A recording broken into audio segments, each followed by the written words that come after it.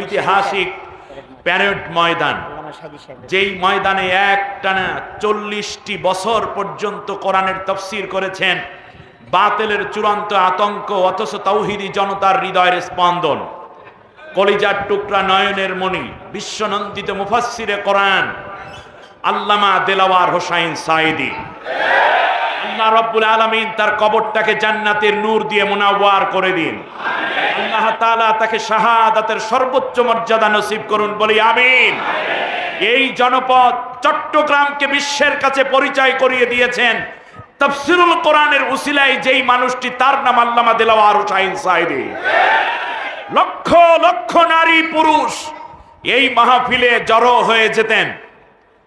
একটানা 5 দিন ব্যাপী ঐতিহাসিক তাফসীরুল কোরআন মাহফিলে লক্ষ লক্ষ বেনামাজি যুবক নামাজি হয়ে যেত, বেপর্দাগী নারী পর্দানশীনা হতেন, বাবা মায়ের অবাধ্য সন্তান বাবা মায়ের অনুগত হতেন, অসৎ ব্যবসায়ী সৎ হয়ে উঠতেন। যেই মানুষটির কথায় সেই মানুষটিকে বরদাস্ত করতে পারেনি হিন্দুত্ববাদী লালিত একটি আমার দেশের স্বৈর শাসক, ঠিক কিনা বলেন? অন্যায় মিথ্যা মামলায় তাকে একটানা 13টা বছর পর্যন্ত জেলের প্রকোষ্ঠে আটকে রাখলো।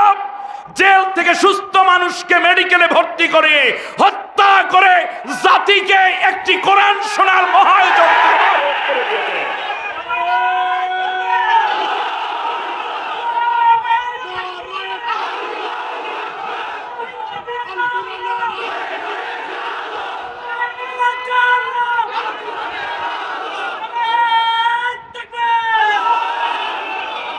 আজ এই ঐতিহাসিক তাফসীরুল সিরাতুন নবী সাল্লাল্লাহু আলাইহি ওয়াসাল্লাম মাহফিল থেকে যেই ডাক্তার এবং ডাক্তারদের তত্ত্বাবধানে পিজি হাসপাতালে চিকিৎসাধীন ছিলেন আল্লামা সাঈদী নওয়ারাল্লাহু মারকাদাহু, সেই ডাক্তারকে অবিলম্বে গ্রেফতার করে তার কাছ থেকে রিমান্ড দিয়ে জানতে হবে কিভাবে আমাদের কলিজার টুকরা সাঈদীকে হত্যা করা হয়েছে।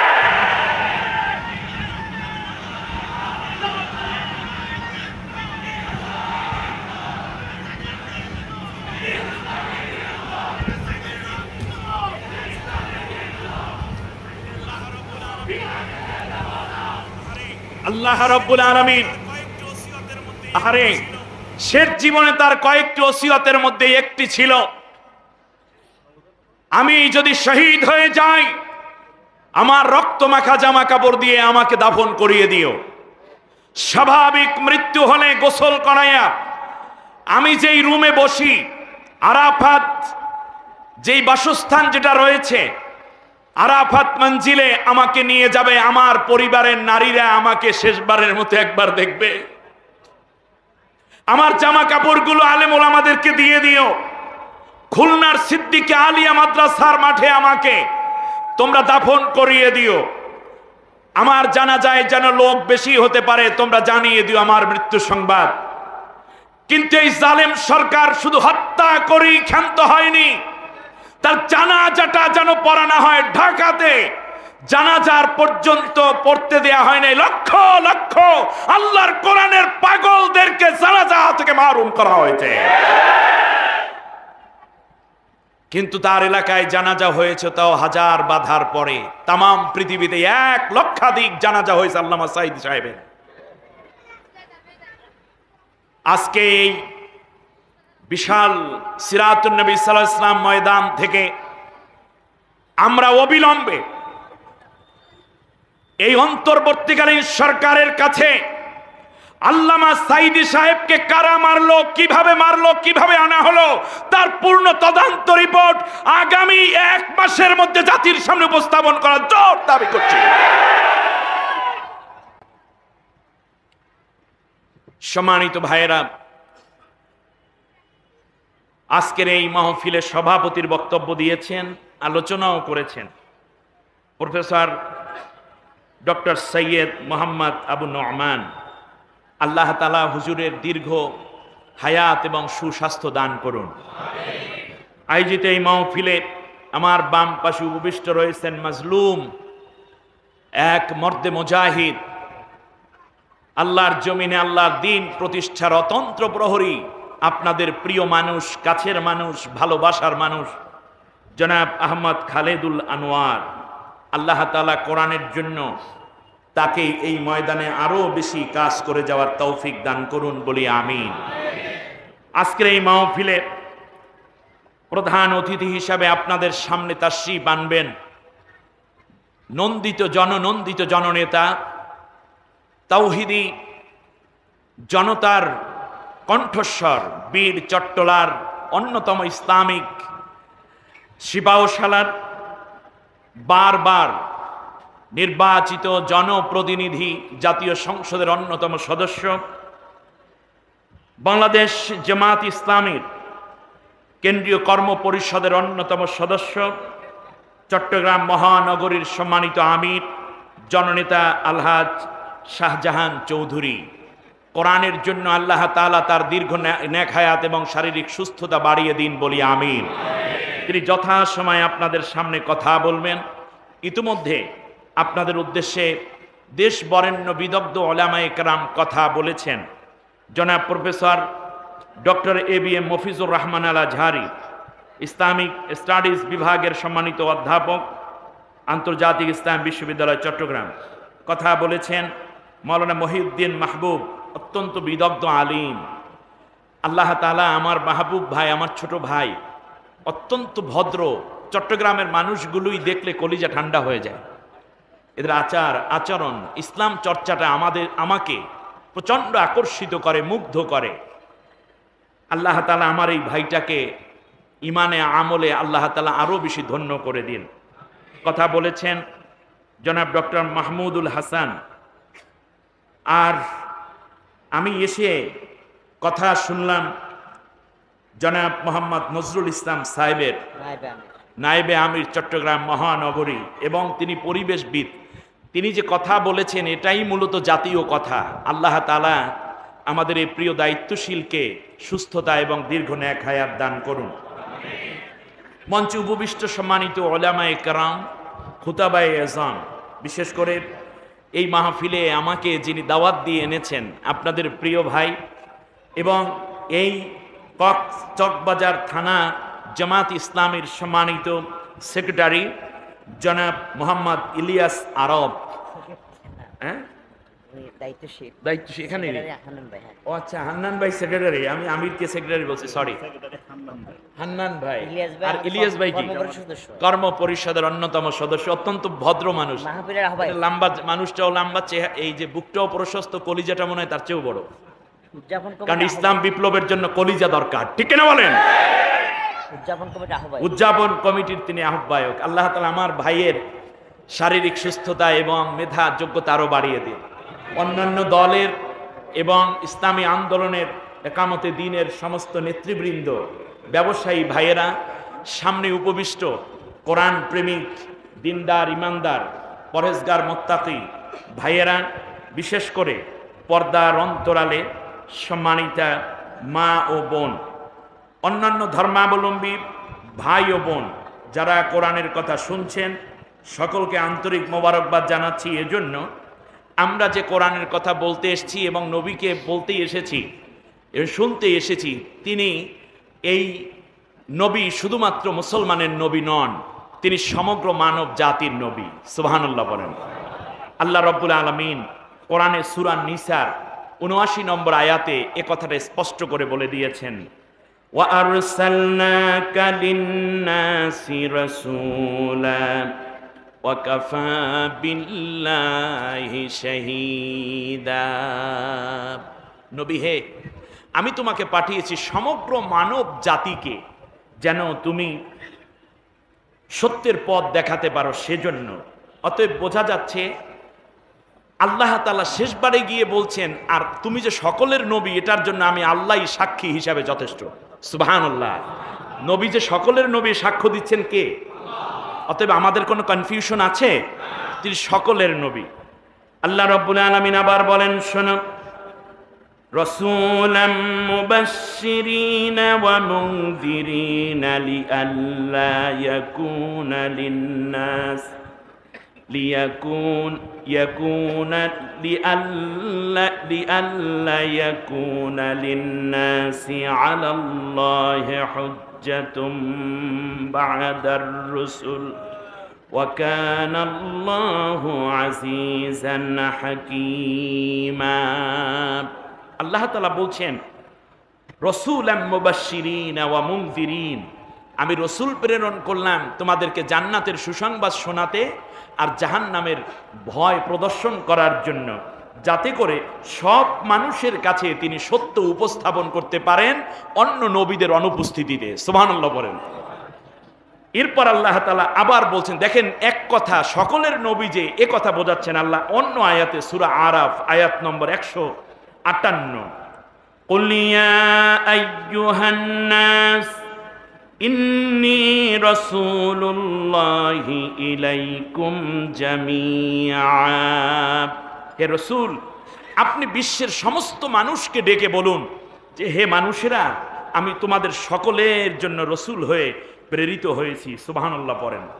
অতএব বোঝা যাচ্ছে আমাদের নবী শুধুমাত্র মুসলমানের নবী নন, সকলের নবী, সকলের আদর্শ। সুবহানাল্লাহ পড়েন। এই জন্য আল্লাহ তাআলা সূরা সাবার 28 নম্বর আয়াতে গিয়ে চতুর্থবার আবার বলছেন, ওয়ামা আরসালনাকা ইল্লা কাফাতাল লিন-নাসি বাশীরাও ওয়া নাযীরা। হে রাসূল, তুমি মানুষকে জানিয়ে দাও তোমার উন্নত চরিত্র এবং পরিপূর্ণ ব্যবস্থাপনা দিয়ে সমস্ত মানুষের জন্য তোমাকে প্রেরণ করেছি, আর তুমি মানুষকে জাহান্নামের ভয় দেখিয়ে জান্নাতের আমলের মাধ্যমে তাদেরকে জান্নাতি করবে, সুসংবাদ দিবে, এজন্য তোমাকে প্রেরণ করেছি। সুবহানাল্লাহ বলেন। তাহলে নবী কি শুধুমাত্র মুসলমানের না, সমস্ত মানুষের? আপনি বৌদ্ধ হতে পারেন, হিন্দু হতে পারেন, খ্রিস্টিয়ান হতে পারেন, ইয়াহুদি হতে পারেন, আস্তিক নাস্তিক যাই হন, আপনি যদি মানুষ হন তাহলে আপনার জন্য নবীকে জানতে হবে, নবীকে বুঝতে হবে। নবী সাল্লাল্লাহু আলাইহি ওয়াসাল্লামকে জেনে আপনি চরিত্র গঠন করলে আপনি পৃথিবীর ভালো মানুষে পরিণত হয়ে যাবেন। সুবহানাল্লাহ বলেন। আমার বন্ধুগণ, সেই জায়গা থেকে আমরা যদি বলি তাহলে রাসূল সাল্লাল্লাহু আলাইহি ওয়াসাল্লাম সমস্ত মানব জাতির নবী। এখন খুব সংক্ষিপ্ত আকারে আমি কিছু কথা আপনাদেরকে বোঝাতে চেষ্টা করব কোরআনের আলোকে, সুন্নাহর আলোকে। অনেক কথা আমরা শুনতে থাকি রাসূল সাল্লাল্লাহু আলাইহি ওয়াসাল্লামের জীবন এই। কোরআনের মধ্যে আল্লাহ সুবহানাহু ওয়া তাআলা ইবাদতকে 3টা ভাগে ভাগ করেছেন। কয়টা ভাগে বলেন? 3 ভাগে। একটা হলো জিকির, বলেন একটা কি? জিকির। আর একটি হচ্ছে তাসবিহ, আর একটা কি বলেন? তাসবিহ। আর একটি হচ্ছে, একটা হলো জিকির, আর একটি হলো তাসবিহ, আর একটা হলো সালাত এবং সালাম। সুবহানাল্লাহ বলেন। আল্লাহ তাআলা তার নিজের জিকির করার পাশাপাশি নবীর জিকিরকে উচ্চতায় পৌঁছে দেওয়ার ঘোষণা দিয়ে বললেন তোমরা নবীর জিকির করবে। তার কারণ হচ্ছে জিকির 2 প্রকার, একটা হচ্ছে জিক্রুল্লাহ আর একটা হচ্ছে জিক্রে হাবিবুল্লাহ। সুবহানাল্লাহ বলেন। একটা হচ্ছে আল্লাহর জিকির, আর একটা হচ্ছে নবীর জিকির। সুবহানাল্লাহ। এখন নবীর জিকির বলতে কি বোঝান? নবী নবী নবী নবী এটা না। এখন আল্লাহর জিকিরটা একটু করেন তো দেখি। আল্লাহ তাআলা জিকির প্রসঙ্গে বলছেন, ওয়ারাফা'না লাকা যিকরাক, নবী গো আপনার জিকিরকে আমি সমুন্নত করেছি, এখন উচ্চতায় উঠিয়েছি আপনার জিকির। তাহলে কতটুকু উচ্চতায় পৌঁছলো আমরা একটু মেপে দেখি। সেটা হচ্ছে আপনি আপনার মোবাইলটা রেখেছেন টেবিলের উপরে, এই মোবাইল নিয়ে আপনার ছোট্ট বাচ্চা ছাদে গেছে, এখন আপনার ওয়াইফের ফোন দিয়ে আপনার মোবাইলে কল দিয়ে দেখতে চাইলেন মোবাইলটা কোথায় আছে। আপনার ছেলে ফোন রিসিভ করে বলল আব্বু মোবাইলটা আমি উপরে নিয়ে এসেছি। এখন বলুন তো দেখি আপনার মোবাইল কয় তলায় আছে? ছাদে, রাইট। ছাদটা যদি 100 তলা বিল্ডিং হয় তাহলে 100 যদি ফোন দিয়ে বলে যে হ্যাঁ মোবাইল উপরে নিয়ে আসছি, বলুন তো দেখি মোবাইলটা কয় তলায় আছে? 100 তলায়। তাহলে আল্লাহ রাব্বুল আলামিন বললেন নবী আপনার জিকিরকে আমি উচ্চতায় পৌঁছিয়ে দিয়েছি। তাহলে বলুন তো দেখি আল্লাহর জিকির, আল্লাহর বরত্ব, আল্লাহর প্রশংসা কোন পর্যন্ত উঠেছে? আল্লাহ তাআলা যত উচ্চতায় অরাফানা, আমি উঁচু করেছি, সুবহানাল্লাহ বলেন। এর মানে আল্লাহ নিচে থেকে নবীর উপরে উঠাইছে এইরকম না, অর্থাৎ আল্লাহ যত উচ্চতায়, আল্লাহ রাব্বুল আলামিন তার হাবিবের মর্যাদাকে সেই উচ্চতায় উঠিয়েছেন, সুবহানাল্লাহ বলেন। এ গেল জিকির। আচ্ছা আমরা জিকির করি কিভাবে বলেন তো দেখি, জিকির করেন তো একটু। লা ইলাহা ইল্লাল্লাহ পড়েন, লা ইলাহা লা ইলাহা ইল্লাল্লাহু মুহাম্মাদুর রাসূলুল্লাহ সাল্লাল্লাহু আলাইহি ওয়াসাল্লাম। এখন বলেন তো দেখি, কেউ যদি শুধুমাত্র, আমার দিকে তাকান, কেউ যদি শুধুমাত্র সারা জীবন পড়ে লা ইলাহা ইল্লাল্লাহ, লা ইলাহা ইল্লাল্লাহ, লা ইলাহা ইল্লাল্লাহ, এই ব্যক্তি কি মুমিন হতে পেরেছে? যতক্ষণ না পর্যন্ত জিকিরের মধ্যে মুহাম্মদুর রাসূলুল্লাহ না বলেন ততদিন পর্যন্ত তিনি কি মুমিন হবেন? আচ্ছা তাহলে মুমিন হবে কার মতো হবে? হবে হলো ফিরআউনের মতো। হযরতে মূসা আলাইহিস সালাম, ভালো করে বুঝেন, হযরতে মূসা পয়গম্বর আলাইহিস সালাম যখন লোহিত সাগর পার হয়ে গেলেন, এই দিকে ফিরআউন ধরা পড়ে গেল, তার সৈন্য সামন্ত সহ সবাই সলিল সমাধি হয়ে গেল। ফিরআউন জনমের মতো পানি খায়, লোহিত সাগরের পানি কান দিয়ে ঢুকতেছে, নাক দিয়ে মুখ দিয়ে ঢুকছে সমানে, পোটকা মাছের মতো ভুলে গেছে। এখন আল্লাহরে ডাক দিয়ে বলতেছে, আল্লাহ আমি তোমার উপরে ঈমান আনলাম, আমানতু। চলে যান সূরা ইউনূস আয়াত নম্বর 90। আল্লাহ রাব্বুল আলামিন বলতেছেন, শোনো দুনিয়ার মানুষ, ফিরআউন কেমন ঈমান এনেছিল তোমরা জানো না, কারণ সে লোহিত সাগরের তলদেশে। কিয়ামত পর্যন্ত কিছু কিছু মানুষ দেখবে ফিরআউনের মতো ঈমান আনবে, আল্লাহকে মানবে, আল্লাহ রাব্বুল আলামিনকে সাজদা করবে, আল্লাহর জিকির করবে, কিন্তু নবীর আদর্শ মানতে চাইবে না। এই মানুষগুলো ফিরআউন মার্কা ঈমানদার। আল্লাহ রাব্বুল আলামিন বললেন, শোনো, ফিরআউন ডাক দিয়ে বলল, আমানতু, আমি ঈমান আনলাম, আন্নাহু লা ইলাহা ইল্লাল্লাযী আমানাত বিহি বানু ইসরাঈল। বলতেছে আল্লাহ আমি তোমার উপরে ঈমান আনলাম। আর কেমন ঈমান? যেমন করে আন্নাহু লা ইলাহা ইল্লাল্লাহ, নিঃসন্দেহে তুমি ছাড়া কোনো মাবুদ, তুমি ছাড়া কোনো ইলাহ, হুকুমদাতা, বিধানদাতা, আইনদাতা কোনো ইলাহ নাই, ঠিক না বলেন? আন্নাহু লা ইলাহা ইল্লাল্লাহ। এরপরেও সুবান খাইতেছে, পানি ঢুকতেছে নাক দিয়ে, এখন আবার বলতেছে আল্লাহ তোমার কি বিশ্বাস হয় না আমি ঈমান আনলাম? তাহলে ওই যে আমানাত বিহি বানু ইসরাঈল, এবার আল্লাহকে তাফসীর করে ঈমান বুঝাইতে আছে সমুদ্রের তলে বৈশা, যে আল্লাহ তাআলা বনি ইসরাঈলের লোকেরা যেই আল্লাহর উপর ঈমান আনছে আমি সেই আল্লাহর উপর ঈমান আনছি। শেষকালে গিয়ে বলতেছে ওয়া আনা মিনাল মুসলিমিন, আল্লাহ আমি এখন একেবারে মুসলমান হয়ে গেছি। দেখেন ঈমানদারও হইল, ঈমানের উদাহরণ দিল বনি ইসরাঈলদেরকে। এরপরে আবার বলল আমি মুসলিম হয়ে গেছি। এরপরেও কি তার ঈমান আল্লাহ কবুল করেছেন? কবুল করে নাই। তার কারণ ঈমান আনতে হলে তদানীন্তন নবীর উপরে ঈমান আনতে হয়। তার কারণ নবীকে বাদ দিয়ে শুধু আল্লাহর উপরে ঈমান আনলে ওই ব্যক্তির ঈমান আল্লাহ কবুল করেন না। আল্লাহ রাব্বুল আলামিন বলেন, শোনো, আল আন ওয়াকাদ আসাইতা ক্বাবলু ওয়া কুনতা মিনাল মুফসিদিন।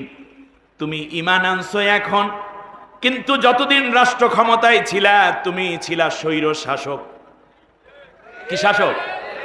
অতএব মৃত্যুর সময় স্বৈর শাসক দোয়া করলে ক্ষমতা শেষ হয়ে যাওয়ার সময় যতই দোয়া পড়ুক কোনো কাজ হয় না। এমনকি দোয়া ইনুসটা পড়বে তাও বেতালে আছে, ঠিক কিনা?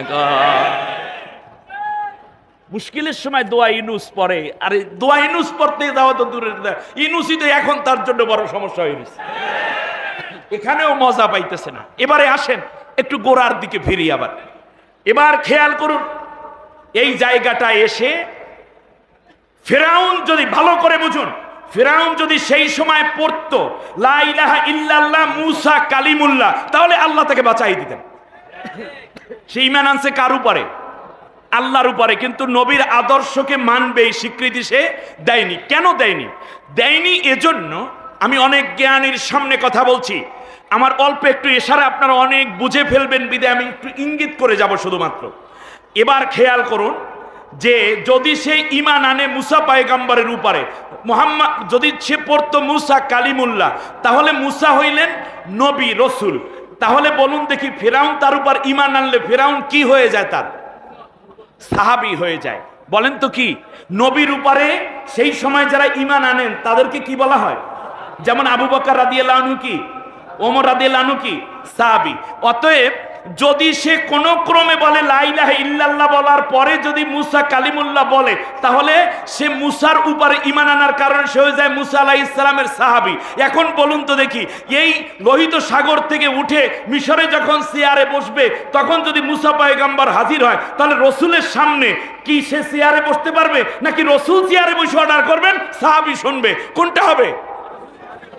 তাহলে চেয়ারে বসার অধিকার কার? রসুলের। সে হয়ে যাবে সাহাবী। ও চিন্তা করছে আল্লাহরে ম্যানেজ করিয়া লা ইলাহা ইল্লাল্লাহ বলতে বলতে প্রয়োজনে জিহ্বা শুকাইয়া যায় যাক, কিন্তু যদি একবার যদি বলি মুসা কালিমুল্লাহ, তাহলে আমার রাষ্ট্র ক্ষমতা আর আমি ফিরে পাবো না। এই জন্য দুনিয়ায় বহু বাটপার মার্কা ইমানদার আছে যারা লা ইলাহা ইল্লাল্লাহ বলে, হজ করে, লাব্বাইক আল্লাহুম্মা লাব্বাইক বলে, খানকায় জিকির করে, তাসবিহ পড়ে, পীরের মুরিদ হয়, কিন্তু মুহাম্মদুর রাসূলুল্লাহ আদর্শ মানতে তারা রাজি হয় না। তারা Karl Marx, Lenin, Mao Zedong, Darwin, Freud, Hegel কিংবা মজিব অন্যান্য আদর্শ তারা মানে। এই মানুষগুলো সব ওই ফিরাউনের মার্কা ইমানদার হয়ে বাস করে।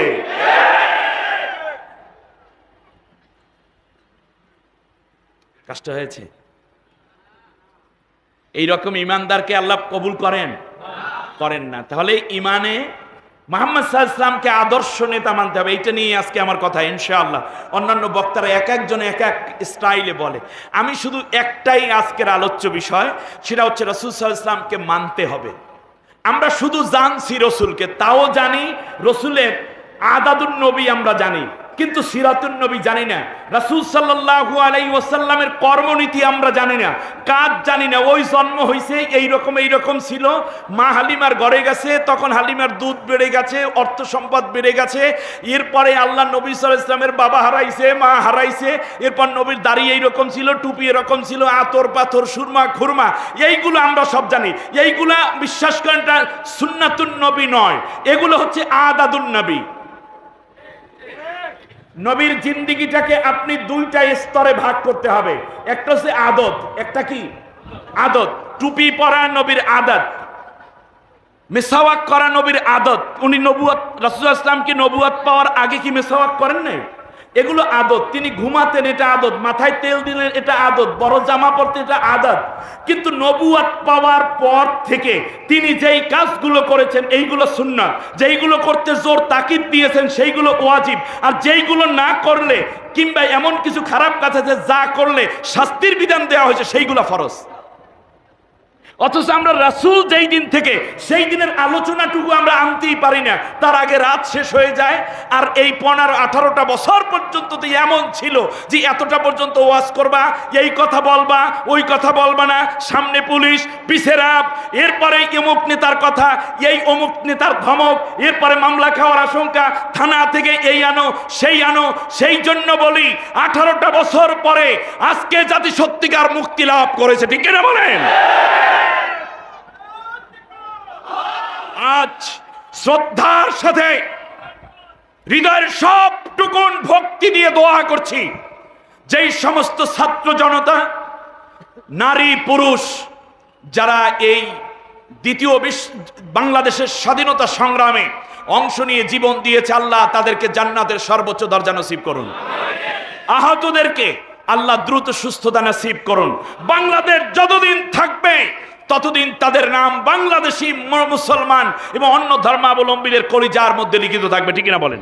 সম্মানিত ভাইরা, আমি যে কথাটা বলতেছিলাম, এই ফিরাউন যখন এই অবস্থাটা হলো, তখন আল্লাহ রাব্বুল আলামিন বললেন, ফালিয়াউমা নুনাজ্জিকা বিবাদানিকা লিতাকুনা লিমান খালফাকা আয়াত ওয়া ইন্না কাসীরাম মিনান নাসি আন আয়াতিনা লাগাফিলুন। সুবহানাল্লাহ।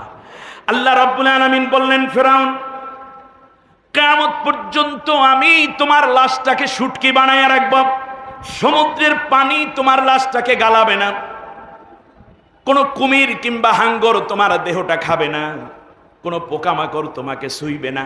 কিয়ামত পর্যন্ত তোমার মতো বহু শাসক পৃথিবীতে আসবে, যারা এসে বিভিন্ন সময় আল্লাহ আল্লাহ জিকির করে মানুষকে ধোঁকা দেবে, আর দেশের মধ্যে স্বৈরনীতি অবলম্বন করার মাধ্যমে ইমানদারদেরকে পরাস্ত করতে থাকবে।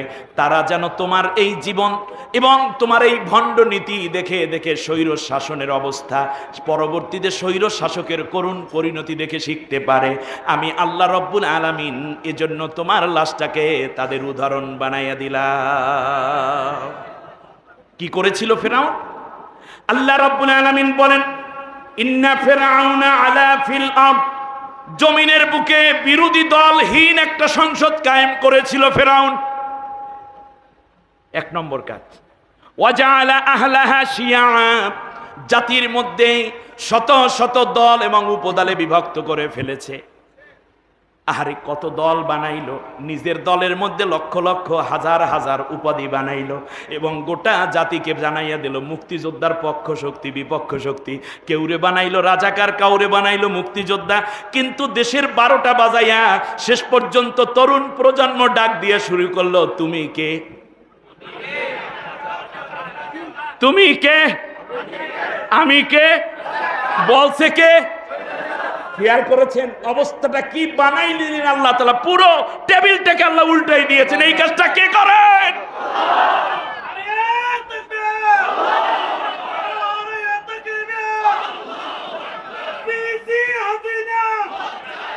এবার শুনুন, এবার শুনুন, এবারে আমি একটু সামনে যাই, তাহলে আপনারা বুঝবেন। সেই এসে ওয়াজআলা আহলাহা শিয়া, বিভিন্ন দল উপদলে ভাগ করে ফেলেছে। ইয়াস্তাদিফু তাইফাতাম মিনহুম, অনেক দলের মধ্য থেকে শুধুমাত্র একটি দলকে বাছাই করে করে সেই দলের নেতৃবৃন্দকে হত্যা করে তাদেরকে ঘর ছাড়া করে সে অনেক দিন ক্ষমতায় থাকার দুঃস্বপ্ন দেখেছিল।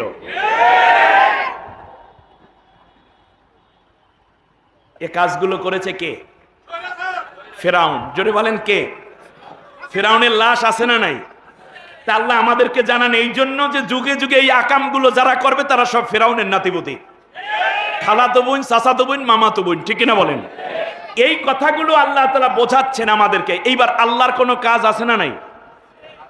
আল্লাহ রাব্বুল আলামিন বলেন, শুনুন, অনুরিদু, কান খাড়া করে শুনুন, অনুরিদু আন্নামুন্না আলাল্লাযীনা ইসতুদঈফু ফিল আরদি ওয়া নাজআলাহুম আইম্মাতাও ওয়া নাজআলাহুমুল ওয়ারিসিন অনুমাক্কিনা লাহুম ফিল আরদি ওয়া নুরিয়া ফিরআউনা ওয়া হামানা ওয়া জুনুদাহুমা মিনহুম মা কানু ইয়াহযারুন।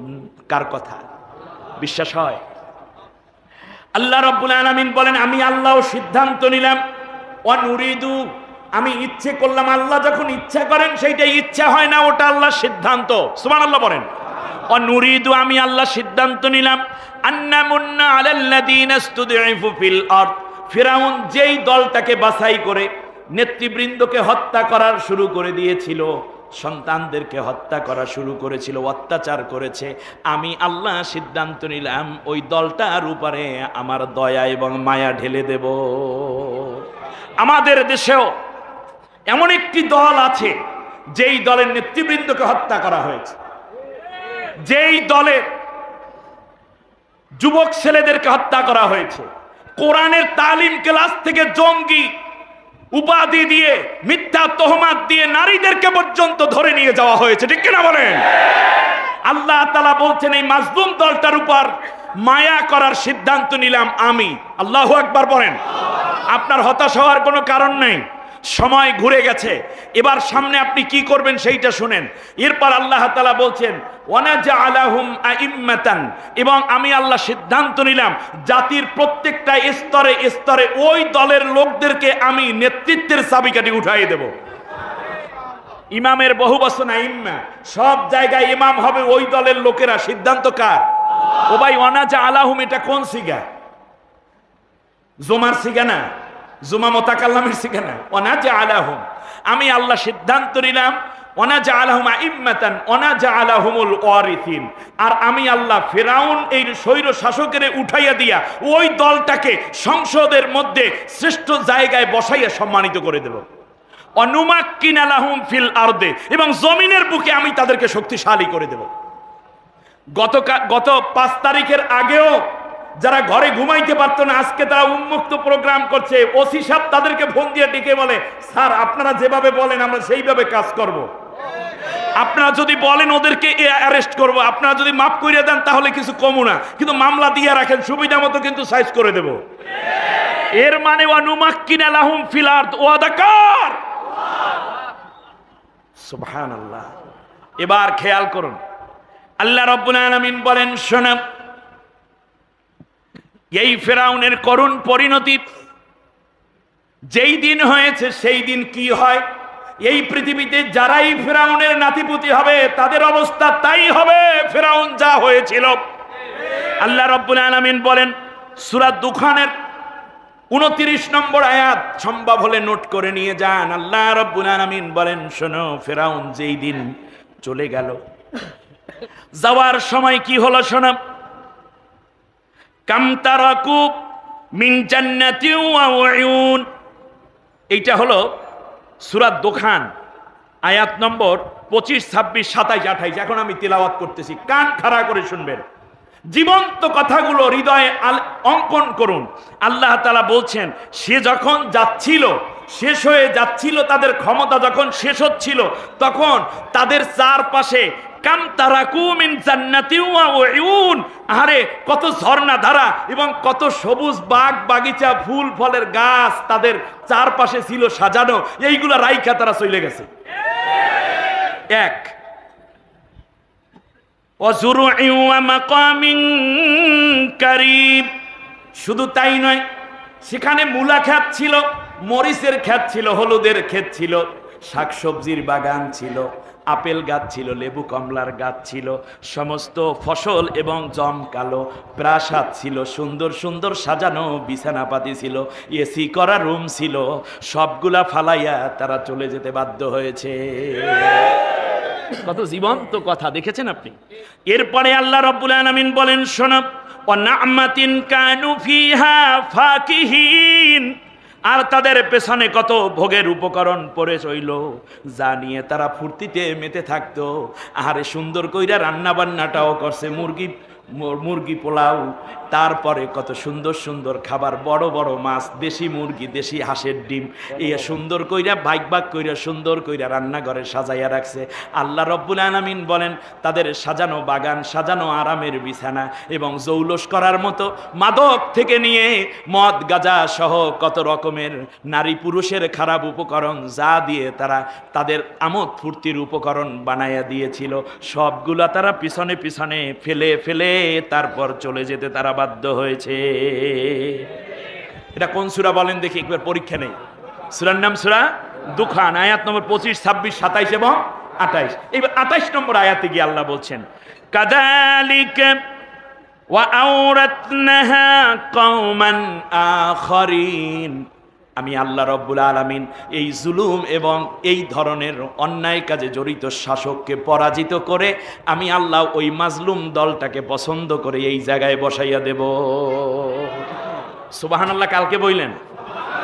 এবার আল্লাহ রাব্বুল আলামিন বলেন, শোনো, এত দীর্ঘ ক্ষমতা, এত অত্যাচার, এত সাজগোজ, এত মূর্তি, এত আলো, এত ছবি, এত নেতা, এত কর্মী, দেশ বিদেশে কত সমর্থন, শেষ পরিণতি কি হলো শোনো। যেই দিন ফিরাউন বিদায় হয়ে গেল, সেই দিনের অবস্থা তোমরা জানো না, আমি আল্লাহ জানি। ফামা বাকাত আলাইহিমুস সামাউ ওয়াল আরদু ওয়া মা কানু মুনজারিন। তাদের জন্য এই পৃথিবীতে কেউ কান্না করে নাই, আর কান্না করার কোনো পরিবেশও ছিল না। আমার কথা আপনারা বুঝে আসছে? এটা আমার কথা না, আল্লাহর কথা। আল্লাহ তাআলা বলেন, এই স্বৈর শাসক যেদিন বিদায় হয়ে গেল, সেই দিন পৃথিবীর কেউ তাদের জন্য কান্দে নাই। বলেন তো দেখি, আসলে কান্না শোনা গেছে? যায় না। এর আগে যে গেছে তার জন্য কি কেউ কাঁদছিল? কাঁদে না। কেউ কাঁদে নাই এবং কান্নার কোনো পরিবেশও ছিল না। আচ্ছা, মানুষ মারা গেলে বা বিদায় হলে মানুষ একটু কান্না করে না, বুঝলাম, কিন্তু কি করে সেই দিন, সেই কথাটা আল্লাহ কোরআনের মধ্যে বলেছেন সূরা আনআমের ৪৫ নম্বর আয়াতে। আল্লাহ রাব্বুল আলামিন বলেন, শোনো, ফাকুতিআ দাবিরাল কওমিল্লাযীনা যালামু ওয়ালহামদুলিল্লাহি রাব্বিল আলামিন। যেই দিন জালেম সরকার, স্বৈর শাসকের পতন হয়, সেই দিন তার পতনে কেউ ব্যথা পায় না, কান্না করে না, বরং কেউ ইন্না লিল্লাহ পড়ে না, সবাই পড়ে আলহামদুলিল্লাহি রাব্বিল আলামিন। আমার ভাইয়েরা, এ হচ্ছে পরিণতির একটি দিক। আমার কাছে আশ্চর্য লাগে, এই ঘরেই মুসা আলাইহিস সালাম লালিত ছিলেন, ঠিক কিনা বলেন? ফিরাউনের ঘরে বড় হয়েছে কে? মুসা আলাইহিস সালাম। এখন খেয়াল করে দেখেন, আমার তো মনে হয় মুসার উত্তরসূরিরা কাম বানাই দিছে। সেটা হচ্ছে এই যে, আচ্ছা মনে করেন 2024 সালে 36শে জুলাই পর্যন্ত যারা আন্দোলন করলেন, এই ছেলেগুলো বিগত 18 বছর একটা শাসক ক্ষমতায়, 18 বছর আগে যখন একটা বাচ্চা ক্লাস 1-এ পড়তো, তখন তার বয়স ছিল 5 বছর, ঠিক না বলেন? আচ্ছা, এই 18 আর তখন ছিল 5 বছর, 18 আর 5 কত? 23। একটা হিসাব দিয়ে যাই, চট্টগ্রামের ভাইরা খুব জ্ঞানী মানুষ, অ্যানালাইসিস করার যোগ্যতা রাখেন। আচ্ছা, 23 বছর বয়স, এই 23 বছরের মধ্যে, অর্থাৎ যাদের বয়স 23, 25, 22, 20 আন্দোলন করছে, তাদের বয়স কি এইরকম না? তাহলে তারাই 18 বছরে, 23 বছরের ছেলে মূলত পড়ালেখা করছে 18 বছর এই সরকারের অধীনে। বইয়ের প্রথম পাতা থেকে শেষ পাতা পর্যন্ত বাবা এবং মাইয়ার ইতিহাস, ঠিক কিনা বলেন?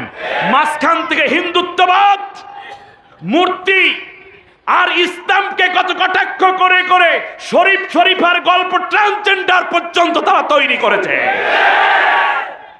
বাইরে মূর্তি, বইয়ের মধ্যে মূর্তি, টেলিভিশনে উন্নয়ন, ডিজিটাল, স্মার্ট, সেখান থেকে নিয়ে বলতে বলতে বলতে বলতে এরপর অনার্স পর্যন্ত পড়ানো হচ্ছে। সব জায়গায় সকাল থেকে সন্ধ্যা, সন্ধ্যা থেকে সকাল।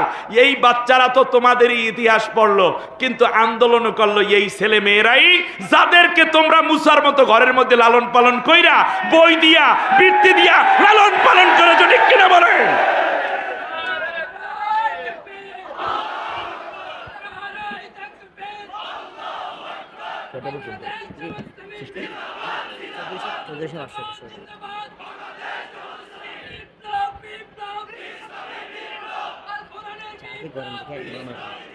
সম্মানিত ভাইরা, এবারে আসুন আমি এইটার সাথে মিলিয়ে, আমার দিকে তাকান, এটার সাথে মিলিয়ে আমি বলতে চাই, হযরতে মুসা আলাইহিস সালাম ফিরাউনের ঘরে থেকেই ফিরাউনের বিরোধিতা মুসা পয়গম্বর করেন নাই, তিনি অন্যায়ের প্রতিবাদ করেছেন।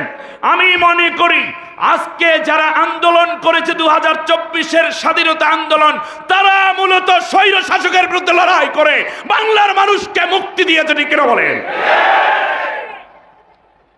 এজন্য তারা ইতিহাসের অংশ হয়ে রইল। গতকালকে বাংলাদেশের বর্তমান অন্তর্বর্তীকালীন সরকারের প্রধান, আপনাদের এই বীর চট্টলার সন্তান ডক্টর ইউনূস, তিনি শুধু বাংলাদেশের সম্পদ নয়, বিশ্ব তাকে সম্পদ মনে করে। ডক্টর ইউনূসের মেধা, তবিয়াত, নরমিয়াত আমাদের মতো লক্ষ আলেমকে মুগ্ধ করে। লোকটা বেয়াদব না, উচ্ছৃঙ্খল না। জাতীয় বিশ্বের জাতিসংঘে দাঁড়িয়ে তিনি যে বক্তব্য দিয়েছেন, বাংলাদেশের কথা তুলে ধরেছেন, স্বৈর শাসক পতনের ইতিহাস তুলে ধরেছেন, ফিলিস্তিনের মুসলমানদের পক্ষে কথা বলেছেন, যেই কথা বিগত কোন সরকার এত উচ্চ আওয়াজে বলার সাহস পায় নাই, ঠিক না বলেন? স্যালিউট আপনাকে। বাংলাদেশ উন্মুক্ত হয়ে আছে শুধুমাত্র একটি পিপাসায়, তা হচ্ছে বাংলার মানুষ সোনার বাংলা দেখতে গিয়ে চোরের বাংলা দেখেছে, সবুজ বাংলা দেখতে গিয়ে দুর্নীতিতে প্রথম স্থান অধিকার করেছে। এরপর কত বাংলা দেখে দেখে মানুষ ক্লান্ত। এখন বাংলার মানুষ শুধু একটি জিনিস দেখতে চায়, আল্লাহর কোরআনের বাংলাদেশ, নবীর আদর্শভুক্ত বাংলাদেশ।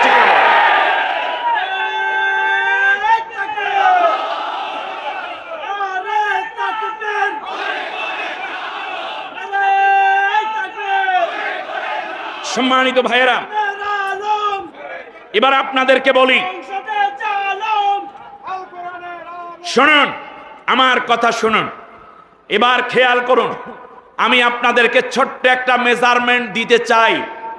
আল্লাহ রাব্বুল আলামিন বলতেছেন, শোনো দুনিয়ার মানুষেরা, যেই দলটি সবচেয়ে বেশি নির্যাতিত হলো এই দলের হাতে আমি ক্ষমতা দিতে চাই। ঠিক কিনা বলেন? এখানে আমি ছোট্ট একটু কস নিতে চাই। ডক্টর ইউনূস প্রসঙ্গে বলছিলাম, তাকে নিয়ে কত কথা বলা হলো, তাকে পদ্মা নদীতে চুবানো হবে, এই করবে সেই করবে। ঠিক কিনা বলেন? সব শেষ করে মানুষ সবচেয়ে বেশি একদিকে স্বৈর শাসন আর একদিকে চূড়ান্ত অহংকার, শেষ পর্যন্ত যাবার শেষ মুহূর্তটাই যেটা করলো, বাংলার জমিনে আল্লাহর কোরআন ভিত্তিক সৈনিক কাফেলাকে সে ব্যান করার দৃশ্যটা দেখিয়েছে। ঠিক কিনা বলেন?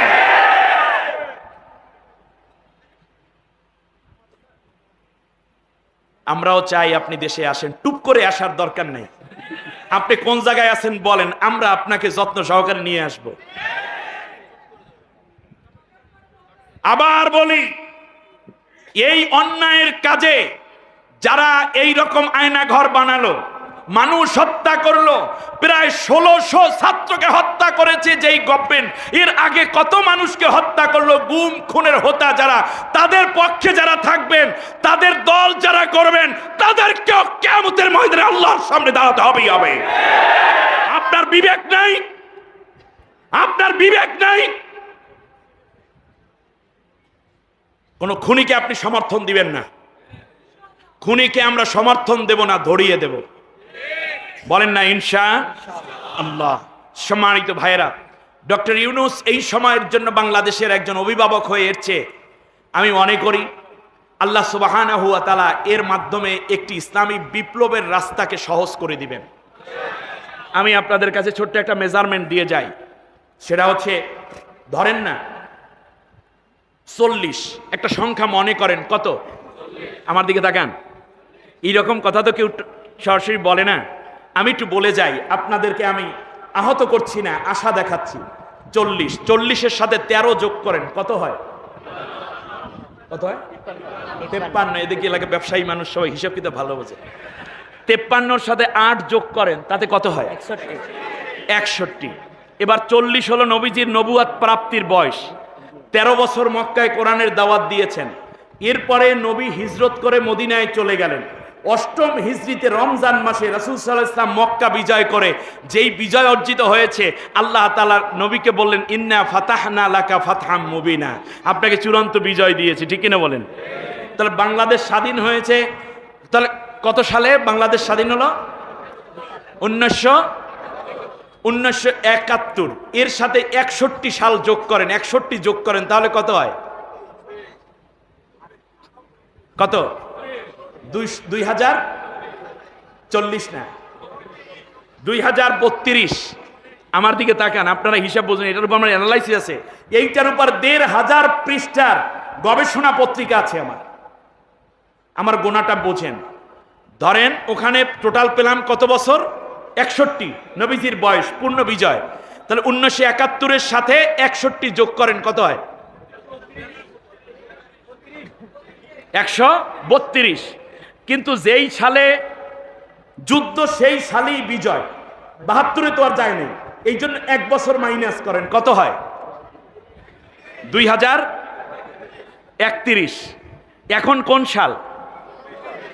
ভালো করে বলেন না। 31 সাল হইতে 30 সাল হতে কত? 31 তো বিজয়ের সাল, 30 সাল হইতে কয় বছর লাগে? 6 বছর।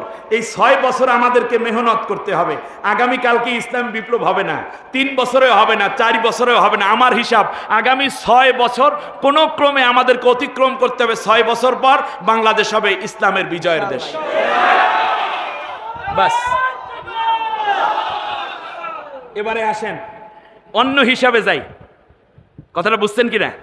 এবারে আসেন, বাংলাদেশ সহ তামাম বিশ্বে ইসলামী বিপ্লবের জন্য, কোরআনের পূর্ণ রাষ্ট্র হিসাবে স্বীকৃতি লাভ করার জন্য বিশ্বের সমস্ত ইসলামিক স্কলার একজন মানুষকে রাজনৈতিক মুজাদ্দেদ হিসাবে চিন্তা করেন। খেয়াল করেছেন কিনা? এই ভারতীয় উপমহাদেশে আল্লাহর নেয়ামত, তিনি হচ্ছেন সৈয়দ আবুল আলা মওদুদী রাহিমাহুল্লাহ। ঠিক কিনা বলেন? তার প্রতিষ্ঠিত একটি দলের নাম জামাতে ইসলামী আমার দিকে তাকান, ভালো করে বুঝেন। এবারে আপনি আসেন, তিনি জামাত ইসলামী প্রতিষ্ঠা করেছেন 1941 সালে, ঠিক কিনা বলেন? 1941 সালে আল্লাহ নবী সাল্লাল্লাহু আলাইহি ওয়াসাল্লাম বলেছেন, ইন্নাল্লাহা ইয়াবআসু লিহাদিহিল উম্মতি আলা রাসি কুল্লি মিয়াতি সানা। আল্লাহ তাআলা প্রত্যেক 100 বছর পর পর আমার উম্মতের মধ্যে একজন করে মুজাদ্দিদ পাঠাবেন, ইউজাদ্দিদু লাহা দীনাহা, যে ইসলামকে নতুন করে ঢেলে সাজাবেন। তাহলে আমরা মনে করি সৈয়দ আবুল আলা মওদুদ, আমরা না, বিশ্বের শ্রেষ্ঠতম অনেক উলামায়ে কেরাম মনে করেন যে সৈয়দ আবুল আলা মওদুদ রহমতুল্লাহ ইসলামের ক্ষেত্রে একজন বড় মাপের মুজাদ্দিদ। এবারে আপনি আসেন, যদি আমরা এই কথা ধরে নেই, তাহলে আমরা যেই জায়গাটা পাই সেটা হচ্ছে 1941 সালে, এই দিকে তাকান, তিনি 41 সালে জামাত প্রতিষ্ঠা করলেও কমপক্ষে তরজমানুল কোরআন লেখা থেকে ইসলামী বিপ্লবের কনসেপ্ট তার ভিতরে এসেছে, ঠিক কিনা বলেন?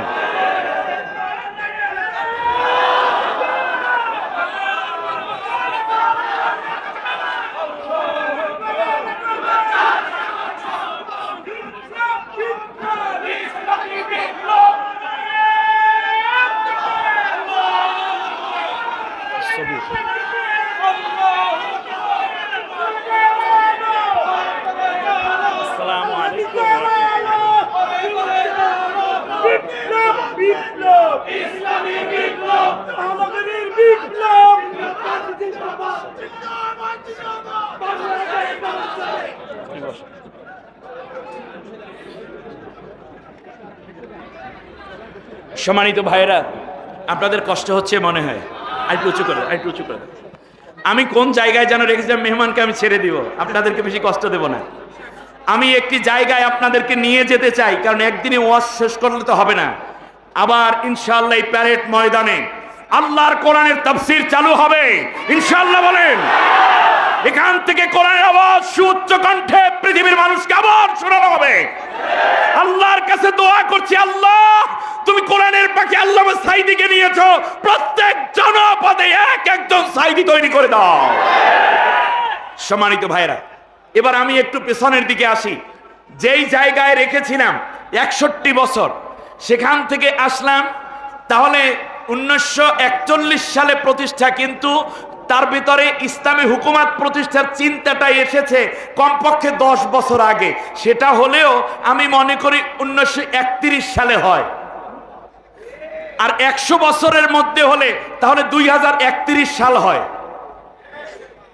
কথা বোঝেন নাই মনে হয়? তাহলে আমি মনে করি বাংলাদেশের প্রেক্ষাপটে বড় একটি টার্নিং পয়েন্ট হচ্ছে 2031 সাল। তার আগে আমাদেরকে পূর্ণ প্রস্তুত হয়ে গুজগাছ হতে হবে। আল্লাহ তাআলা আমাদেরকে কবুল করুন, সবাই বলেন আমিন।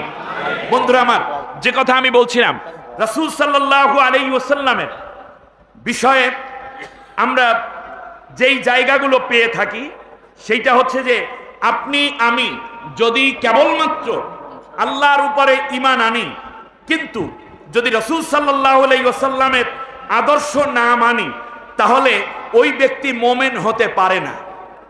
আল্লাহ রাব্বুল আলামিন কি বলছেন শুনুন, কুল আতিউল্লাহা ওয়ার রাসূল ফাইন তাওয়াল্লাউ ফাইন্নাল্লাহা লা ইউহিব্বুল কাফিরিন।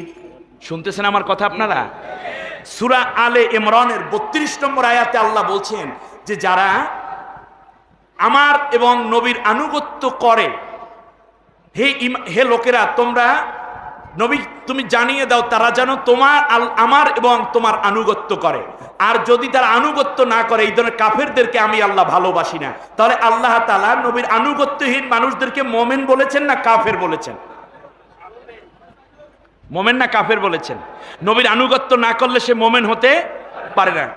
এটা তো গেল প্রথমে জেনারেলি কাফের বলার পরে। আপনারা মন খারাপ কইরেন না, একজনও সাহাবী কি এরকম পাবেন যে আল্লাহকে মেনেছে, নবীর উপরে ঈমান আনার পরে, কালেমা পড়ার পরে আবু লাহাব আবু জেহেলের অনুসরণ করেছে? সেটা ব্যক্তি, পরিবার, সমাজ, রাষ্ট্র, অর্থনীতি, রাজনীতি, সমাজনীতি, কোনো জায়গায় আবু জেহেল আবু লাহাবের অনুসারী ছিলেন? তাহলে আমরা কেমন ইমানদার হলাম? আল্লাহর উপরে ইমান আনলাম, নবীর উপরে ইমান আনে কার্ল মার্কসের নিয়ম কিংবা ধর্মনিরপেক্ষ মতবাদের গোলামি করি, তাহলে আল্লাহ বলছেন এদের ইমান আমি কবুল করি নাই, যেমন ফেরাউনেরটাও কবুল করি নাই। এবার আল্লাহ তাআলা বলছেন ইন্নাল্লাযীনা ইয়াকফুরুনা বিল্লাহি ওয়া রাসূলিহি ওয়া ইউরিদুনা আন ইউফাররিকু বাইনাল্লাহি ওয়া রাসূলিহি ওয়া ইয়াকুলুনা নু'মিনু বিবা'দিন ওয়া নাকফুরু বিবা'দ ওয়া ইউরিদুনা আন ইয়াত্তাখিযু বাইনা যালিকা সাবিলা উলাইকা হুমুল কাফিরুনা হাক্কান ওয়া আ'তাদনা লিল কাফিরিনা আযাবাম মুহিনা। কার কথা? আল্লাহ রাব্বুল আলামিন বলেন, যারা আমি আল্লাহর কোরআনের বিধিবিধানকে অস্বীকার করলো, আমি আল্লাহকে মান্য করলো না, নবীর আদর্শ ভিত্তিক ব্যক্তি পরিবার সমাজ রাষ্ট্র গঠনকেও তারা মাথা পেতে নেয় নাই, বরং তারা একটা কাজ করলো, সেটা হচ্ছে কিছু কিছু জায়গায় আমি আল্লাহর কোরআনের কথা মানে সুবিধা মতো নবীর আদর্শ মানে নবীর কিছু বাহ্য দৃশ্যে সুন্নত তথা দাড়ি টুপি বড় পাঞ্জাবি পাগড়ি আতর পাথর সুরমা খুরমা এইগুলার মধ্যেও আমার নবীকে মানে, একদিকে আমাকে মানে, নবীকেও কিছু কিছু মানে, অপরদিকে তারা সমাজে রাষ্ট্রে সেক্রেটারিয়েটে সংসদে ব্যাংকে শিক্ষায় সংস্কৃতিতে তথা সব জায়গায় মানব রচিত মতবাদ প্রতিষ্ঠিত করে রেখেছে। একদিকে বলে আমি আল্লাহরে মানি, নবীর উম্মত, অপরদিকে মাঝখান দিয়ে অন্যের আদর্শ নিয়ে তারা লড়াই করে, সংগ্রাম করে। আল্লাহ রাব্বুল আলামিন বলেন এই রকম মানুষ যারা উলাইকা হুমুল কাফিরুনা হাক্কা, আমি আল্লাহ বলে দিলাম এই মানুষগুলা নির্ভেজাল নির্ভেজাল কাফের। ভাই আবার চিন্তা করুন, বক্তব্য কার? আল্লাহ তাআলার। সেই আল্লাহ তাআলা বলছেন নির্ভেজাল কাফের হয়ে যায় তারা। এই কথাটা বললে তো হয়ে যেত, প্রথমে বললেন কাফের, দ্বিতীয়বারে বললেন নির্ভেজাল কাফের, তৃতীয়বারে এসে সূরা নিসার 65 নম্বর আয়াতে আল্লাহ আরো জোর দিয়ে বলছেন, নিজে নিজের কসম খেয়ে বলছেন, ফালা ওয়ারাব্বিকা লা ইউমিনুনা হাত্তা ইউহাক্কিমুকা ফীমা শাজারা বাইনাহুম ثم لا يجدوا في أنفسهم حرجا مما قضيت ويسلموا تسليما। سبحان الله। কথা কার? আল্লাহ রাব্বুল আলামিন বলেন, নবী তোমার রবের কসম কশিন কালেও নয়, আল্লাহ নিজে নিজের কসম খেয়ে বলছেন ওরা মোমেন না, ওরা মোমেন না। তুমি যেই বিধিবিধান নিয়ে এসেছ, তুমি যেই আদর্শ নিয়ে এসেছো, তুমি যেই বিচার এবং বিভিন্ন বিধি এই জমিনে আমার মাধ্যমে পেয়ে এই জমিনে প্রতিষ্ঠা করার চেষ্টা করছো, এইগুলো যারা সন্তুষ্ট চিত্তে মেনে নিতে পারবে না, আমি আল্লাহ কসম খেয়ে বললাম ওরা মোমেন হয় নাই, ওরা মোমেন নয়। কার কথা? আল্লাহ তাআলার কথা। অতএব বোঝা যাচ্ছে আল্লাহ নবী সাল্লাল্লাহু আলাইহি ওয়াসাল্লামকে যদি আমরা না মানি তাহলে প্রকারান্তরে আমরা মুমিনই হতে পারি না, ঠিক কিনা বলেন? আল্লাহ সুবহানাহু ওয়া তাআলা এরপর আবার বলতেছেন, শোনো এই তো গেল যারা নবীর আনুগত্য করে না এদের কথা, কিন্তু যারা আনুগত্য করবে না কিয়ামতের ময়দানেও তাদের একটি কঠিন পরিণতির দিকে যাইতে হবে। কারণ কিয়ামতের দিন এই পৃথিবীতে যেই মানুষ যাকে নেতা মেনে আদর্শ নেতা মেনে জীবন চালিয়েছে, কিয়ামতের দিন ওই নেতাকে সামনে রেখে আল্লাহ কর্মীদেরকে ডাকবেন। 5 সেকেন্ডের জন্য চোখটা একটু বন্ধ করেন না সবাই, এবং চিন্তা করুন যে আপনি যেই নেতার সৈনিক বলে আপনি নিজেকে দাবি করছেন, ওই নেতা সামনে সামনে যাবে। এখন কেউ নেতা দেখছেন কার্ল মার্কসকে, কেউ দেখছেন লেনিনকে, মাও সেতুংকে, ফ্রয়েডকে, হেগেলকে, কেউ দেখছেন অমুক বন্ধুকে, কেউ দেখছেন অমুক নেতাকে। আর যারা রাসূল সাল্লাল্লাহু আলাইহি ওয়াসাল্লামের আদর্শ নিয়ে জীবন যাপন করে তারা কিয়ামতের দিন পাবে আল্লাহর নবীকে সামনে পাবে। আল্লাহ তাআলা বলছেন ইয়াউমা নাদউ কুল্লা উনাসিম বিইমামিহিম, সূরা বানী ইসরাইল আয়াত নম্বর 71। আল্লাহ বলছেন সব মানুষকে তার নেতাকে সামনে রেখে আহ্বান করব। এরপরে আল্লাহ বলছেন আমার নবীকে বাদ দিয়ে যারা অন্যকে নেতা মানছো তাদের পরিণতি কি। এবার শোনো, ইয়াউমা ইয়াকদুমু কওমাহু ইয়াউমাল কিয়ামাতি ফাআওরাদাহুমুন নার ওয়া বিইসাল বিরদুল মাওরুদ। আল্লাহ নিজে বলছেন সূরা হুদের 98 নম্বর আয়াতে যে আমার নবীকে বাদ দিয়ে অন্যকে নেতা বা অন্য আদর্শ কায়েমের সময় দিয়েছো, শ্রম দিয়েছো, মিছিল করেছো, তাদের পরিণতি ওই নেতা সহ কর্মী সবগুলোকে আমি জাহান্নামে ফেলে দেব। জাহান্নামে যাওয়ার পরে নেতা আর কর্মী দুইজনে ঝগড়া করে বলবে ইদিয়া তাহাজ্জুনা ফিন নারি ফায়াকুলু দুআফাউ লিল্লাযিনা ইসতাকবারু ইন্না কুন্না লাকুম তাবআন ফাহাল আনতুম মুগনুনা আন্না নাসিবাম মিনান নার। নেতাকে গিয়ে বলবে ও নেতা, আপনারাই আমরা নেতা মানছি, ছবি মাথার উপর টানাইছি, আপনার জন্য লড়াই করছি, আল্লাহর কোরআনের আইন এবং নবীর আদর্শ যারা কায়েম করতে চেয়েছে মিথ্যা মামলা দিয়ে ঘর ছাড়া করেছি, তাদেরকে কুপিয়েছি, হত্যা করেছি, মৃত্যু লাশের উপরে নৃত্য করেছিলাম, আজকে আমাদেরকে রক্ষা করো। সাথে সাথে নেতারা বলবে ক্বালাল্লাযীনা ইসতাকবারু ইন্না কুল্লুম ফিহা ইন্নাল্লাহা ক্বাদ হাকামা বাইনাল ইবাদ। এই এখন চিল্লাচিল্লি করিস না, আমি বড় কষ্টে আছি। কেন? টিয়ারের মাল তোদেরকে দেই নাই, টেন্ডারের জিনিস তোরে দেই নাই, এলাকা ভাগ করে বলি নাই এই এলাকা তুই টেন্ডারবাজি করিস, তোরা মদ খাইতে দেই নাই, গাঁজা ফেন্সিডিল দেই নাই, অবৈধ জমিন দখল করছো, মামলায় জিতাইয়া দেই নাই, তোর বিল্ডিং উঠাইতে কি আমি বিভিন্নভাবে সহযোগিতা করি নাই, অতএব আজকে আমার অবস্থাই খারাপ, সুতরাং আমার কাছে আসিস না। সম্মানিত ভাইরা, আরো অনেকগুলো কথা। শেষবারে এসে আল্লাহ সুবহানাহু ওয়া তাআলা বলছেন শোনো, চিন্তার কোনো কারণ নাই। তার কারণ হলো এই যে যারা আমার নবীর আদর্শ মানবে তাদের অবস্থা ওয়াল্লাযীনা আমানু বিল্লাহি ওয়া রাসূলি উলাইকুমুস সিদ্দিকুন। সুবহানাল্লাহ। এই দুইটা আয়াত তেলাওয়াত করে আমি শেষ করে দিচ্ছি। আমার মাথার তাজ, এই জাতির অভিভাবক, এই জাতির রাহবার, মাজলুম জনতার আস্থাভাজন এবং প্রিয় মানুষ, বীর চট্টলার তাওহীদি জনতার হৃদয়ের স্পন্দন, অন্যান্য ধর্মাবলম্বী মানুষেরও আশ্রয় এবং নিরাপদ একটি স্থান, জনাব মোহতারাম ও মুকাররম আলহাজ শাহজাহান চৌধুরী সাহেব উপস্থিত। তাকে সামনে রেখে কথা বলা মানে আপনাদেরকে অনেক ক্ষেত্রে বিব্রত করা। আমি কোরআনের এই দুইটা আয়াত তিলাওয়াত করতে চাই এজন্য, যেহেতু আলোচনার সাথে এটা না হয় হকটা আদায় হবে না। আজকে আপনাদেরকে নিয়ে দোয়া করছি, আল্লাহ আমাদের রাহবার, আমাদের মুরব্বী, আমাদের অভিভাবক এবং আমাদের এই জমিনকে কোরআনের আলোয় সাজাবার জন্য নির্যাতিত, নিপীড়িত মাজলুম, আল্লাহ তাআলা তাকে নেক হায়াত দান করুন, আল্লাহ সুস্থতা দিন, বলেন আমিন। বিজয়ের বেশে, বীরের বেশে জালেমের বিরুদ্ধে আরো কঠোর ভাবে যেন মাজলুমের পক্ষ অবলম্বন করে আল্লাহর কোরআনের পতাকা উড্ডীনে অনন্য ভূমিকা পালন করতে পারেন আল্লাহ সেই তৌফিক হিম্মত আমার ভাইকে দান করুন। সম্মানিত ভাইরা, আল্লাহ বলছেন নবীকে যারা নেতা মানবা তাদের অবস্থা কি জানো? সূরার নাম হাদিদ, আয়াত নম্বর 19, ওয়াল্লাযীনা আমানু বিল্লাহি ওয়া রাসূলি উলাইকা হুমুস সিদ্দিকুন ওয়াশ শুহাদাউ ইনদা রাব্বিহিম লাহুম আজরুহুম ওয়া নূরুহুম। মনে রেখো, যারা আমার নবীর অনুসরণ করবা, আল্লাহর কোরআনের বিধান কায়েমে আন্দোলন করবা আর নবীর আদর্শ প্রতিষ্ঠা করতে চাবা, মনে রাখবা আমি তাদেরকে সিদ্দিকদের মতো মর্যাদা দিয়ে রাখবো। উলাইকা হুমুস সিদ্দিকুন। কে বলছেন কথাটা? শুধু আবু বকর একা সিদ্দিক নয়। আজকে আপনি সোহেল মিয়া, আপনি আবুল কাসেম, আপনি রিকশাওয়ালা, ভ্যানওয়ালা, আপনি ছোট্ট দোকানদার, বাড়িওয়ালা, গাড়ির ড্রাইভার, বিমানওয়ালা, কিংবা হতে পারেন আপনি পাইলট, কিংবা হতে পারেন আপনি হতদরিদ্র কিংবা ধনী, ওটা বড় কথা নয়। আপনি নবীর আদর্শ বাস্তবায়নে কাফেলায় শামিল হন, আপনার মর্যাদা সিদ্দিকের মতো। অশুহাদা, শহীদের মর্যাদা, ওয়াসসালিহুন। এরপরে আল্লাহ বলছেন শেষ পর্যন্ত আমি তাদেরকে নূর দান করব। সুবহানাল্লাহ পড়েন। এই নূর দিয়ে তারা কি করবে শোনো, দুনিয়ায় হেদায়েত পেয়ে যাবে। ইয়াউমা তারাল মুমিনিনা ওয়াল মুমিনাতি ইয়াসআ নূরুহুম বাইনা আইদিহিম ওয়া বিআইমানিহিম। আল্লাহ রাব্বুল আলামিন বলেন কবর থেকে নিয়ে জান্নাত পর্যন্ত এই নূর তাদের দুই দিক থেকে ঝলক মারতে থাকবে, চমকাতে থাকবে। তারা জান্নাতে না পৌঁছানো পর্যন্ত এই নূর তাদেরকে ছেড়ে দিবে না। মরার পরে যেই জান্নাত দেব সেই জান্নাতে থাকবে মাইয়ুতি আল্লাহ ওয়া রাসূলা ফাউলাইকা মাআল্লাযিনা আনআমা আল্লাহু আলাইহিম মিনান নাবিয়্যিন ওয়াস সিদ্দিকিন ওয়াশ শুহাদাই ওয়াস সালিহিন ওয়া হাসুনা উলাইকা রফিকা।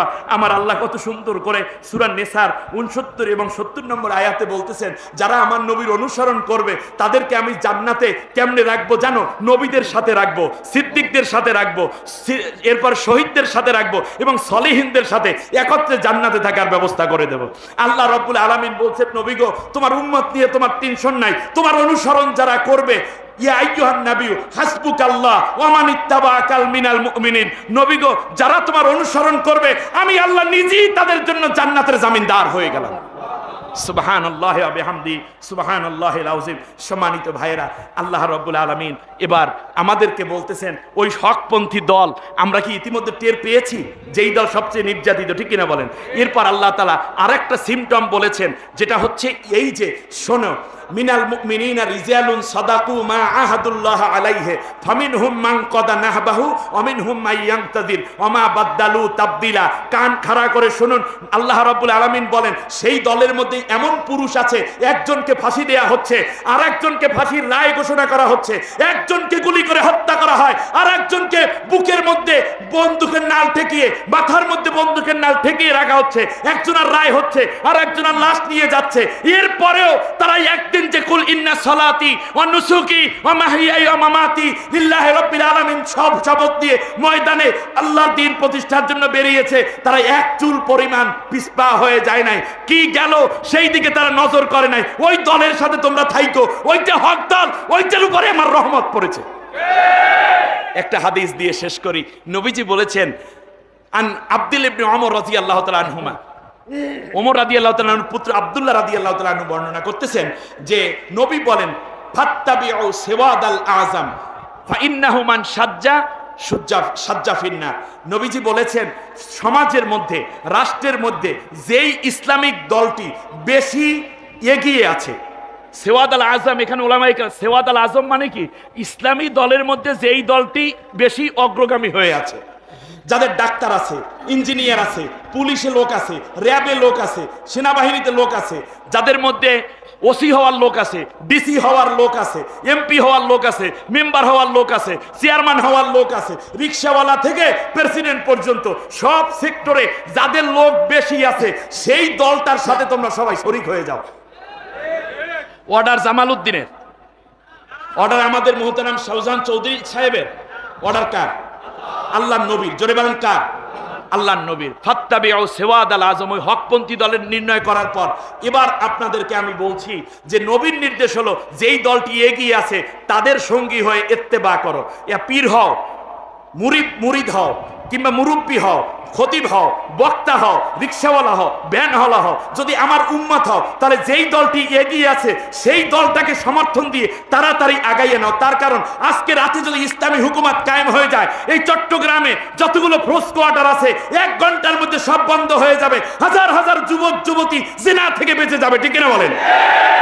মদির এলাকাগুলো বন্ধ হয়ে যাবে, আমার দেশের মানুষ আর মদ খাইয়া চরিত্র নষ্ট হবে না, দুর্নীতি বন্ধ হয়ে যাবে, পর্দা প্রথা চালু হবে, ঠিক তার পাশাপাশি নামাজ কায়েম শুরু হয়ে যাবে, যাকাত আদায় শুরু হয়ে যাবে। ফলে দেখা যাবে মানুষ তাড়াতাড়ি ইসলামে আসবে, গুনাহ থেকে বাঁচবে। তুমি যদি পিছনে মোরামুরি করো, ইখতিলাফ করো, তাহলে ইসলামী হুকুমত প্রতিষ্ঠায় দেরি হয়ে যাবে। ওই দেরি হইতে যাইয়ে মাঝখানে যে গুনাহ হবে, সাজ্জা ফিন্নার। তাহলে মনে রাখো, এরপরেও যদি ওই দল থাকার পরেও পিছনে পিছনে দৌড়াদৌড়ি করে ইখতিলাফ করো, তাহলে সাজ্জা ফিন্নার, সে যেন জাহান্নামের মধ্যে রয়ে গেল।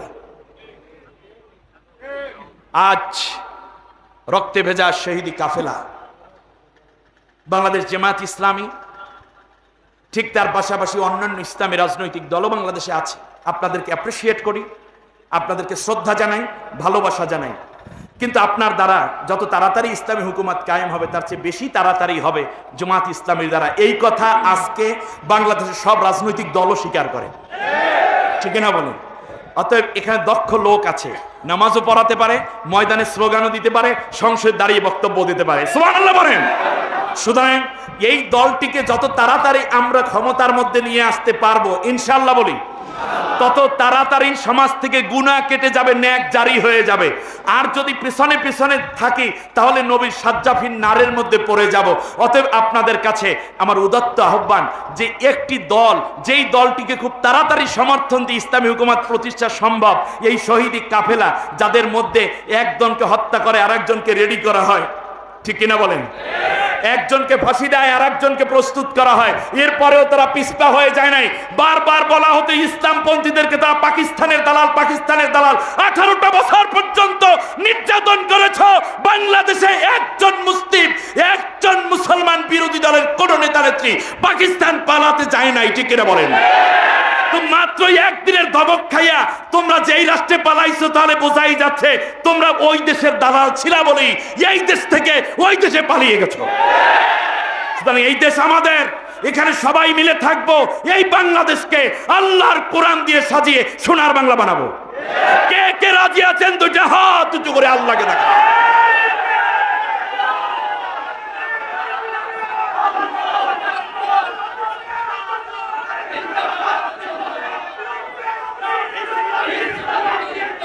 আল্লাহ কবুল করুন, বলেন আমিন। এই শপথ মনে থাকবে। নবীজি বলেছেন, একটা মৃত সুন্নতকে যারা জীবিত করবে তার আমলনামায় 100 শহীদের সওয়াব লেখা হবে। কিয়ামতের পূর্বে যেই সুন্নত মরে যাওয়া, সুন্নাতুল্লাতি কদ মাতাত, কিতাবুল মাগাজির মধ্যে আপনি পড়ে দেখেন, বুখারী শরীফের স্পষ্ট হাদিস, যেই সুন্নাত মরে গেছে ওই সুন্নতকে জীবিত করতে যারা চেষ্টা করবে তার আমলনামায় 100 শহীদের সওয়াব। আমি একটা ছোট্ট প্রশ্ন করি, টুপি পরা কি এটা আমাদের দেশে আছে না নাই? বড় জামা পরা কি? পাগড়ি পরার সুন্নত আছে না নাই? দাড়ির সুন্নত আছে না নাই? মেসাওয়াক, ডিলাকুলু, তাহাজ্জুদ, আতর পাথর, সুরমা কুরমা সব সুন্নত আছে। আমি হিসাব করে দেখেছি, নবী বলছেন যেই সুন্নত মরে গেছে, নবী যে কোরআন দিয়া 10 বছর মদিনা শাসন করেছেন, এই সুন্নত কি জীবিত আছে? এই মরা সুন্নতটা পাইয়ে গেছি। তাহলে এই মরা সুন্নত জীবিত করতে যদি আমরা চেষ্টা করি, পারবো কিনা জানি না, কিন্তু চেষ্টা করতে হবে। যদি চেষ্টা করি তাহলে কত শহীদের সওয়াব নিয়ে বাড়িতে যাব? এই 100 শহীদের সওয়াব বাড়িতে নিয়ে যেতে রাজি আছেন? তা মরা সুন্নতটা কি বলেন তো দেখি? রাষ্ট্রে ইসলামী হুকুমত কায়েম, আর বাংলাদেশে জামায়াতে ইসলামী দীর্ঘদিন ধরে, প্রায় অর্ধ শতাব্দীর বেশি কাল ধরে এই প্রচেষ্টায় জীবন সম্পদ ব্যয় করে যাচ্ছেন, চেষ্টা করেছেন। আপনারা অনেকে সামিল হয়েছেন। এখন আপনাদের কাছে আমার জিজ্ঞাসা, যে জীবনের আজকের এই মাহফিল থেকে 100 শহীদের সওয়াব নিয়ে বাড়িতে যেতে রাজি আছেন? তো 100 শহীদের সওয়াব পেতে হলে নবীর কোন সুন্নতকে জীবিত করতে হবে? মরা সুন্নতকে। মরা সুন্নত কোনটা? কোরআন দিয়া দেশ পরিচালনা, ঠিক কিনা বলেন? তাহলে 100 শহীদের সওয়াব নিয়ে যারা যেতে রাজি, কাপুরুষ মুনাফিক হাত উঁচু করবে না, মুমিন যারা তারা দুইটা হাত আসমানের দিকে উঁচু করে দাঁড়াও। এবার বলেন আল্লাহ, আওয়াজ দিয়ে বলেন আল্লাহ, তোমার নামে ওয়াদা করছি, শপথ করছি, যতদিন পর্যন্ত মালাকুল মাউত আমার শিয়রের পাশে না আসে ততদিন পর্যন্ত নবীর মরে যাওয়া সুন্নত, কোরআন ভিত্তিক, নবীর আদর্শ ভিত্তিক ইসলামী রাষ্ট্র পরিচালনার লক্ষ্যে আমি সর্ববৃহৎ দলটির সাথে ঐক্যবদ্ধভাবে কাজ করে যাব। এবার আওয়াজ দিয়ে বলেন আল্লাহ, এই শপথের উপর আমার বাকি জীবন যাপন করার তৌফিক দাও। বিনিময়ে আমাকে 100 শহীদের সওয়াব দান করো। আমিন আমিন ইয়া রাব্বাল আলামিন। হাদা মা ইনদি ওয়াল ইলমি ইনদাল্লাহ আলাইহি তাওয়াক্কালতু ওয়া ইলাইহি উনীব। সুবহানাকাল্লাহুম্মা বিহামদিক আশহাদু আল্লা ইলাহা ইল্লা আনতা আস্তাগফিরুকা ওয়া আতুবু ইলাইক। আসসালামু আলাইকুম ওয়া রাহমাতুল্লাহ।